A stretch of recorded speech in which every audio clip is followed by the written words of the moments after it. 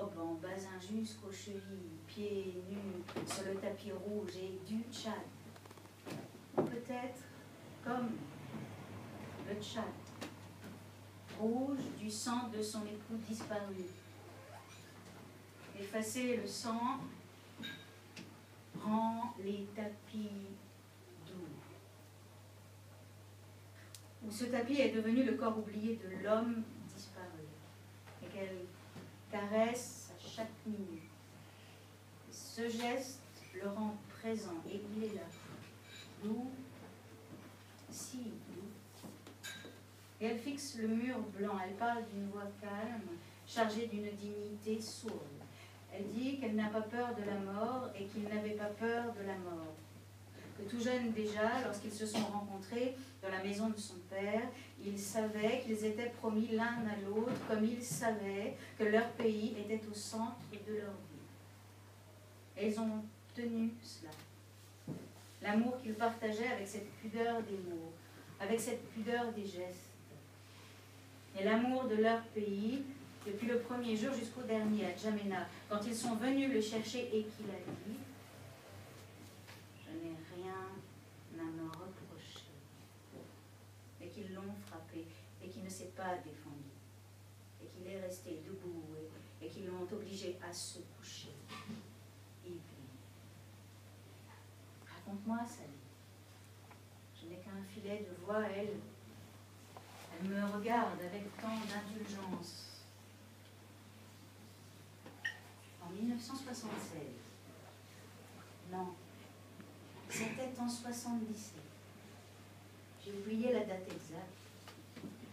Elle pose une main sur son front. Il enseignait en France et il préparait son doctorat de maths. Je l'attendais au Tchad. Il venait dès qu'il le pouvait. C'était difficile. Il était menacé. Il lui avait téléphoné à mots couverts, dans leur code. Ils se comprenaient en ayant l'air d'échanger des banalités. Et puis, il était venu en coup de vent. Elle dit qu'elle avait compris. Et qu'elle n'a rien dit quand il lui a annoncé qu'il ne soutiendrait pas sa thèse cette année, qu'il partait pour le Tibesti, rejoindre les rebelles, qu'il prenait le maquis. Y avait-il d'autres solutions d'ailleurs? Il n'en voyait pas d'autres. S'il n'était sûr de rien, il était certain qu'il fallait chasser le dictateur en place. Ils ne pouvaient plus accepter cette situation dans leur pays, non. Ils ne pouvaient plus tergiverser, demeurer en France, à l'abri. Les mots ne suffisaient plus, ils devaient apprendre à se battre. Rejoindre les rebelles, le front du Tibesti de Frolina. Elle avait écouté en silence, parce que c'est ainsi. Les hommes de sa famille se battent pour la justice dans leur pays, pour leur peuple. Et lui surtout, Ibni. Elle avait compris depuis le premier jour, et aussi que sa vie à lui comptait peu alors. Sa vie à elle. Il lui a encore dit que leur pays s'épuisait sous la dictature, que les gens mouraient de faim, d'une mauvaise rencontre, de désespoir, qu'ils mouraient pour rien, que leur peuple pouvait vivre autrement, et mieux, que les hommes et les femmes aussi devaient apprendre, s'engager dans l'avenir de leur pays et le construire ensemble, nord, sud, confondus. Qu'ils avaient besoin de liberté. Sans liberté, on meurt. Il fallait détruire le pouvoir dictatorial en place pour qu'un homme, un vrai, un qui mériterait ce nom, accède au pouvoir. Un homme qui respecterait son peuple, donc la démocratie. Il avait beaucoup réfléchi et qu'il en était malheureux, si malheureux. Mais qu'il devait prendre les armes, il le devait. Et son visage s'était tendu. Elle avait détourné la tête pour respecter son émotion. Après un silence, il avait repris sa phrase. Il devait apprendre à tuer, à voir mourir. Mourir, il saurait. Il était immobile, le regard dans le lointain. Il avait l'air calme, à nouveau, seul. Son front plissé indiquait sa préoccupation. Il s'est tu, elle aussi. Elle avait respiré doucement, puis elle lui avait dit qu'elle l'attendait depuis longtemps et qu'elle l'attendrait encore.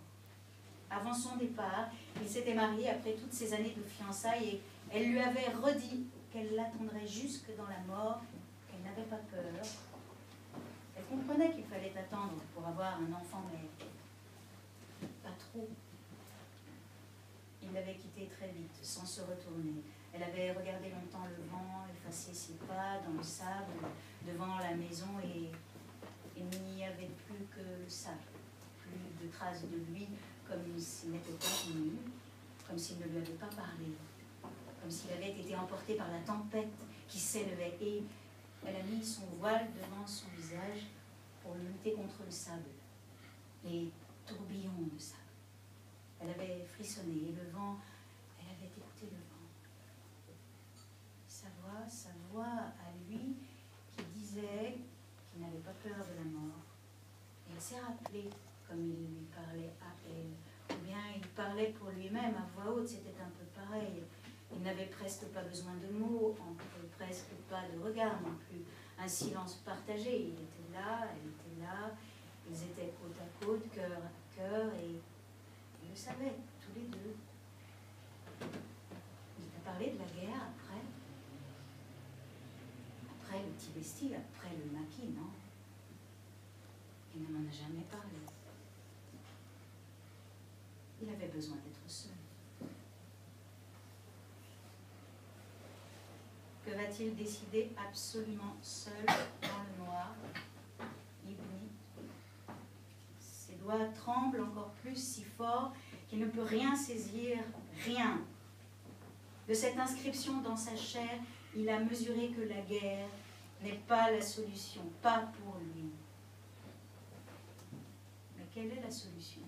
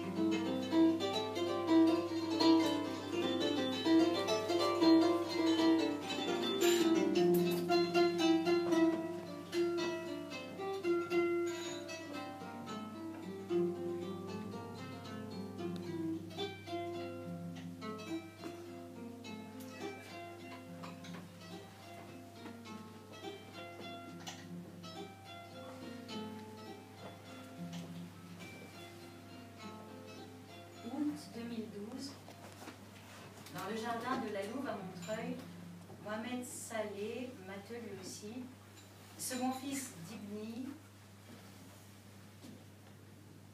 et l'ami d'Ibni, l'ami de toujours.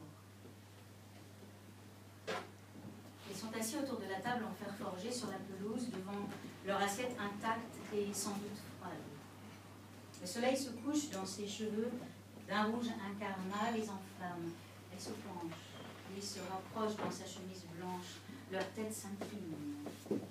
Sans qu'ils le sachent, leur voix baisse au fur et à mesure de leurs échanges, deviennent chuchotements. On entend à peine, sinon qu'ils parlent d'Ibni. Elle, l'ami de toujours, lui, le fils, qui avec ses frères, ses amis se bat, et remue ciel et terre pour que la vérité soit, que le dictateur soit enfin nommé de son vrai nom, meurtrier. Que son père soit tiré de la pénombre glacée où on l'a jeté. Ibni. Le ciel soudain lourd menace. Après les journées torrides de ces derniers jours, des journées d'Afrique, la pluie arrive, on l'espère. Le jardin s'est chargé d'humidité qui colle à la peau, où on frissonne.